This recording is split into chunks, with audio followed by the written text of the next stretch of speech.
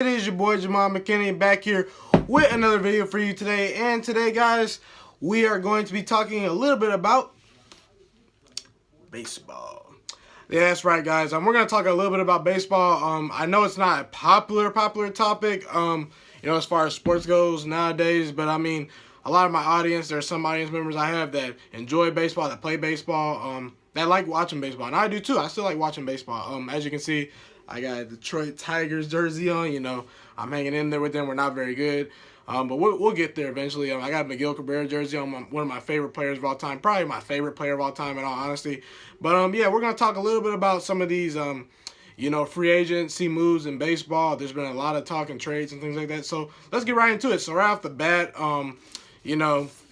today the Philadelphia Phillies signed Andrew McCutchen, who was a New York Yankee. He was traded from the Pittsburgh Pirates this past year. He signed a 3-year deal with the Philadelphia Phillies. I think this was a decent move. I think the Phillies did this. The reason was because, I saw the Braves making a couple moves, and they're already behind the Braves a little bit as far as, the standings go, in my opinion. I don't think the Phillies are going to win the division, but, I think Andrew McCutchen does help. His veteran leadership, is going to help them a lot. He's still a decent defender. He puts together quality at bats. They're taking a little bit of a risk. He's like 32, I believe. Only hit about 255 last year. Had 20 homers, but that's still decent production. They have Maikel Franco, Gene Segura, Odubel Herrera. They can add Andrew McCutchen right into the fray of things. They're a young team, so like I said, his veteran leadership I think is going to help. In the outfield and things like that. The Phillies were 21st in offense last year, so, adding a new bat doesn't help. I think the Phillies were going to be better anyway, whether they added McCutchen or not, so I do think that helps them a little bit. I don't think they're going to contend quite yet for the playoffs, but I think they're right there. They were a little bit below 500 last year. I expect them to be above 500. Now, let's get into the St. Louis Cardinals and Arizona Diamondbacks trade. Paul Goldschmidt. Wow, I didn't see this coming at all, guys. Paul Goldschmidt is now a St. Louis Cardinal. I thought the Cardinals won this trade. Paul Goldschmidt, as I said, was an Arizona Diamondback. To me, he's the best first baseman in the game right now. You have Joey Votto in there. You have Freddie Freeman, Anthony Rizzo in the conversation. But I think Paul Goldschmidt is still the best first baseman in the game. He has been for about the past 3 years, I would say. Miguel Cabrera was for a while, but, he can't really stay healthy. But anyway, I think that I think it was a good trade for the Cardinals, especially for what they gave up, And I feel great for, I'm just going to go to this trade. They in exchange for Goldschmidt, the Arizona Diamondbacks, this is a head scratcher for me. They got Carson Kelly, which was a backup catcher behind Yadier Molina last year on the Cardinals. It's hard to get playing time behind Yadier Molina because he's such a durable player and a great catcher, one of the best catchers in the league. Right-hand pitcher Luke Weaver, who had an ERA close to around 5 last year. He's a starter, but he's not very good. A minor league infielder at Andrew Young, who hit about 20 homers last year in the minors. With these minor league players, you don't really know what quite you're getting, but Arizona will also receive a complimentary first-round pick next year. Now, as I mentioned, the Cardinals hit it right out of the ballpark. I think they're going to be in the playoffs now. They were already a top 10 offense in baseball. The rotation is solid. You can add Paul Goldschmidt to your lineup. Matt Carpenter is not going to be playing first base a whole lot. He's probably going to move back to third, which I assume he's an MVP candidate last year. They still got Marcell Ozuna, and they still have a decent rotation. And they were right there. They were right outside looking in the playoffs. They were, a couple of games out. I think the Cardinals make that push. Do I think they'll win the division? Tough to say. I think they're going to compete for the division title, but I don't think they're going to win the division, but I do expect the Cardinals to be in the wild card mix and to make the wild card round of the playoffs. And, if you get in the playoffs, anything can happen. And for the Arizona Diamondbacks, I really don't know what they're doing here, guys. I really don't. To get rid of Paul Goldschmidt, why would you do that?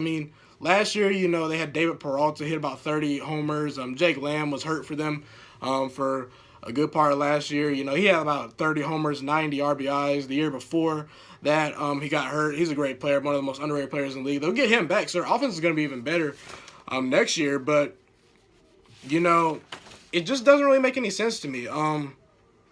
you know, the Arizona Diamondbacks were bottom 5 in the league as far as batting average goes, and they just got rid of Paul Goldschmidt. That's not going to help their offense. He led them in home runs, was close to leading them in batting average. He batted like 290, and he still has about 3 years of MVP level type years left, unlike Andrew McCutchen. I don't know what I'm getting from Andrew McCutchen. I know what I'm getting from Paul Goldschmidt. I think he's going to have about 3-4 more All-Star years until he starts declining. He's only 31. He's a Gold Glove winner. I mean, what they replaced him with was just, it was questionable to me, you know. Like I said, I am very happy for that Carson Kelly dude, you know, playing behind Yadier Molina. You know, you go through 162 games, man, it's got to be tough being a bench player in the majors, sitting for 162 games, just sitting in the dugout. You know, I'm happy he's getting his chance, but I don't know what I'm getting from him. You know, he's 24, he's still young.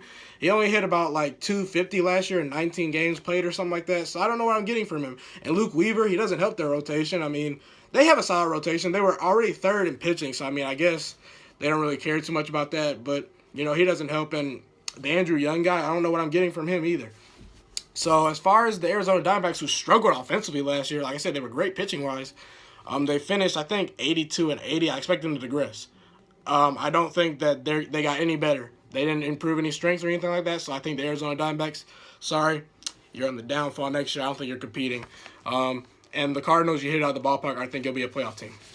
Now, the final trade that I'm going to talk about for today is the Robinson Cano trade and the Edwin Diaz trade. Edwin Diaz trade to the Mets. You know, the Mets sent prospects Justin Dunn, who was a 2016 first-round pick. He was a pitcher. 19th overall he went. They sent their 6th overall pick this year. Wow. You sent your 6th overall pick just this year. And Jared Kelenic, you know, an outfielder, very talented out of high school. Jay Bruce, you know, they sent him. He had a hefty contract. He didn't really perform up to that contract. You know, last year he was hurt for a good portion of the year. Only played about 80 games, but even in those 80 games, hit 230, 9 homers, 37 RBIs. He's on the decline. He's not going to get any better, I don't think. The Mets got rid of a big contract right there. And I think, honestly, you know, they also got rid of Jason Vargas, who's just not very good anymore. You know, Jason Vargas' ERA was around about 6 last year. He's 35 years old. He won't get any better, so they got rid of him. They also got rid of 2 other relievers.